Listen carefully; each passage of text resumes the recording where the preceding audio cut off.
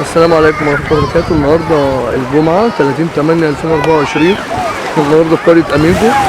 الناس اللي كانت بتسألنا عن الشط والناس اللي كانت بتقول في الكومنتات الشاطئ صخري، الشاطئ اهو يا جماعة، الشاطئ رملي بالكامل، مفيش ولا زلطاية اهو. الشاطئ زي ما انتم شايفين اهو، أطفال وكبار، الشاطئ بالكامل رملي. عشان الناس كانت بس بتقعد تقول ايه، لا ده اميجو وحشه واميجو الشاطئ بتاعها ما حدش بينزله. اهو الشاطئ والله شاطئ رملي، يعني حاجه تحفه. الشاطئ رملي ولا صخري؟ رملي اهو، واحد شهد اهو. اهو الناس كلها اهي.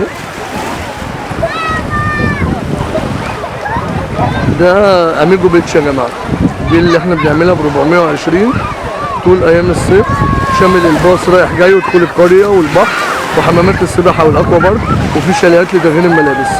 ادي الناس كلها قاعده اهي، اهي عائلات، اهي عائلات.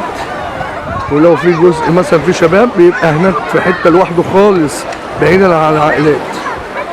بس هي القريه زي ما انتم شايفين هي حاجه محترمه.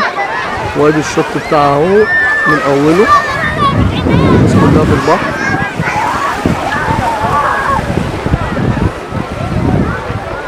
اللي عايز بقى يحجز معانا كلمنا على الواتس 011 21 44 31 36 او 010 944 244.